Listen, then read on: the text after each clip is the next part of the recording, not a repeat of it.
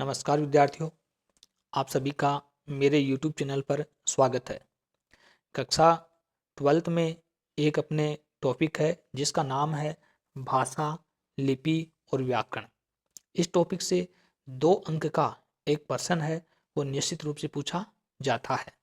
तो इस टॉपिक से जुड़े हुए कुछ महत्वपूर्ण प्रश्नों को इस वीडियो में अपन विस्तार से समझने की कोशिश करेंगे। तो देखिए, करते हैं आज के सेशन की शुरुआत। पहला प्रश्न जैसे आपको नजर आ रहा है, भाषा से आप क्या समझते हैं? ध्यान से देखना दोस्तों। विद्यार्थियों, भाषा की एक तरह से परिभाषा पूछी है। मनुष्य और मनुष्य के बीच वस्तुओं के विषय में अपनी इच्छा और विचारों के आदान प्रदान के लिए काम में लिए जाने वाले ध्वनि संकेत ही भाषा कहलाते हैं। यानी मनुष्य और मनुष्य मतलब दो मनुष्यों के बीच में किसी वस्तु या कोई विषय है, उसको लेकर के विचारों का जो आदान प्रदान होता है उसको क्या कहते हैं? भाषा कहा जाता है। दूसरा प्रश्न जैसे आपको नजर आ रहा है, बोली किसे कहते हैं? मतलब भाषा के साथ बोली का भी संबंध है, तो बोली का भी प्रश्न बोर्ड एग्जाम में कई बार पूछा जा चुका है। तो देखो इसका आंसर क्या है। बोली भाषा का वह रूप है जिसका व्यवहार बहुत ही सीमित क्षेत्र में होता है। मतलब भाषा का जो क्षेत्र है वो विस्तृत होता है, बड़ा होता है, लेकिन बोली उसकी तुलना में सीमित होती है। भाषा का यह रूप मूलतः भूगोल पर आधारित है। मतलब ये भौगोलिक जो क्षेत्र होते हैं उन पर आधारित होता है। मतलब अलग अलग भौगोलिक क्षेत्रों में अलग अलग प्रकार की बोली है वो बोली जाती है। यह साहित्यिक नहीं होती है। यह क्या नहीं होती? साहित्यिक नहीं होती। साहित्यिक का मतलब इसमें कोई साहित्य की रचना है वो एक तरह से नहीं होती है बोली के अंतर्गत। आगे देखिए, अब प्रश्न नंबर तीसरा आपका क्या कह रहा है। जैसे लिपि किसे कहते हैं, लिपि का प्रश्न भी पूछा जा सकता है। तो परिभाषा देखिए, भाषा के लिखित रूप को लिपि कहा जाता है। यानी मुख से कोई ध्वनि निकलती है, उसका जो रूप लिखित होता है उसी को क्या कहते हैं? लिपि कहते हैं। अर्थात भाषा के ध्वनि संकेतों को व्यक्त करने के लिए प्रयुक्त होने वाले प्रतीक चिन्ह ही लिपि कहलाती है। तो ध्यान देना कि लिपि क्या है? भाषा का लिखित रूप। जैसे मुख से ध्वनि अपनी निकल जाती है कै, तो कै का लिखित रूप क्या है? ये कै का क्या हो गया? लिखित रूप है। तो इसका लिखने का जो रूप है या प्रक्रिया है उसको किस नाम से जानेंगे? लिपि के नाम से जानते हैं। इसी प्रश्न में आगे पूछा है, हिंदी की लिपि कौन सी है? तो हिंदी भाषा की लिपि कौन सी है? देवनागरी लिपि है। एक नंबर का प्रश्न कई बार पूछ लेते हैं कि हिंदी भाषा की लिपि का नाम लिखिए, तो आपको क्या लिखना है? देवनागरी लिखना होगा। प्रश्न नंबर 4 देखते हैं। देखो चौथे प्रश्न में क्या क्या कार्य किया जा रहा है। व्याकरण किसे कहते हैं? टॉपिक का नाम ही है भाषा, लिपि और व्याकरण। तो तीनों की परिभाषा तो अपने कंठस्थ होनी चाहिए, याद होनी चाहिए। भाषा की परिभाषा, लिपि की और व्याकरण की। तो प्रश्न नंबर 4 में व्याकरण की परिभाषा दी गई है। व्याकरण वह शास्त्र है। व्याकरण एक ऐसा शास्त्र है, शास्त्र मतलब एक ग्रंथ है, जिसके द्वारा भाषा को शुद्ध रूप से लिखने का और बोलने का ज्ञान प्राप्त होता है।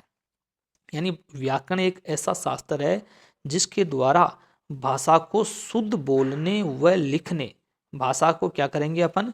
भाषा को शुद्ध बोल सकते हैं और भाषा को शुद्ध लिख सकते हैं। ऐसा ज्ञान जिस शास्त्र से प्राप्त होता है उसको क्या कहा जाता है? व्याकरण कहा जाता है।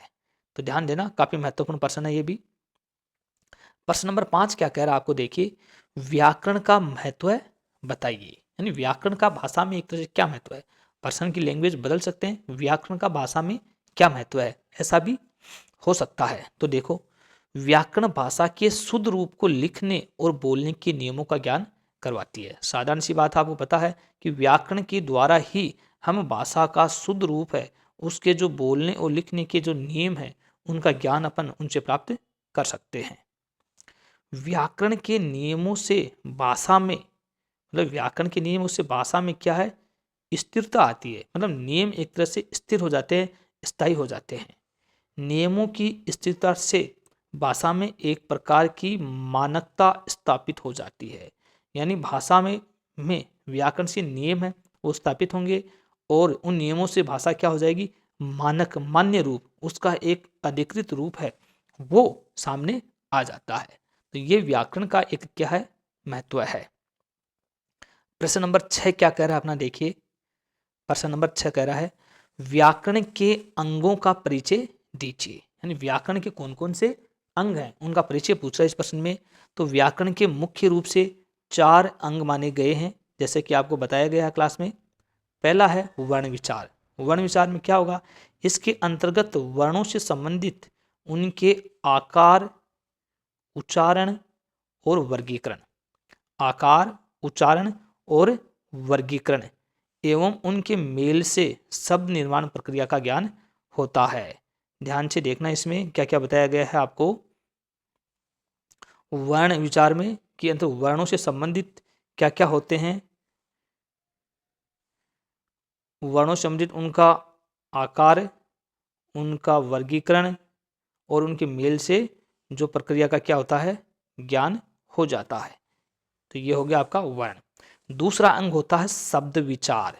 दूसरा अंग क्या है, शब्द विचार यहाँ पर दिया हुआ है। तो शब्द विचार भी देखो बेटा क्या होता है, इसमें शब्द के भेद, इसमें शब्द के भेद, उत्पत्ति एवं रचना के साथ साथ शब्दों के प्रकारों का ज्ञान होता है। शब्द विचार में शब्द के भेद पढ़ते हैं, उनकी उत्पत्ति पढ़ते हैं और उनकी रचना पढ़ते हैं, और शब्द कौन कौन से या कितने प्रकार के होते हैं वो ज्ञान होता है शब्द विचार में। तीसरा आपका जो अंग दे रखा है उसका नाम दे रखा है पद विचार। पद विचार में क्या है, इसमें शब्दों से पद निर्माण की प्रक्रिया और पदों के विविध रूपों का वर्णन है प्राप्त होता है। यानी शब्दों से क्या बनता है, पद बनता। कब, पद की परिभाषा ध्यान से देखना, ये भी पूछी जा सकती है। यानी कोई भी शब्द जब वाक्य में प्रयुक्त हो जाता है तो उसको पद कहा जाता है।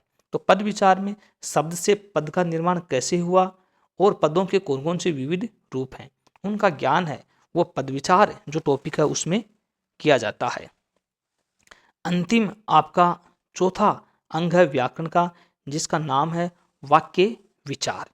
देखिए इसके अंतर्गत वाक्य से संबंधित उनके भेद, विश्लेषण, रचना एवं वाक्य निर्माण की प्रक्रिया की जानकारी मिलती है। वाक्य से ध्यान से देख लेना कि वाक्य विचार में वाक्य के भेद, उनका विश्लेषण मतलब विस्तारित रूप, उनकी रचना कैसे होती है और वाक्य का निर्माण कैसे होता है, ये जानकारी आपकी वाक्य विचार में पढ़ी जाती है।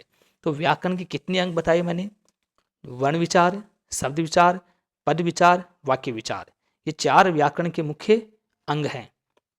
5वां प्रश्न आपका व्याकरण का महत्व का था। चौथा प्रश्न व्याकरण की परिभाषा है।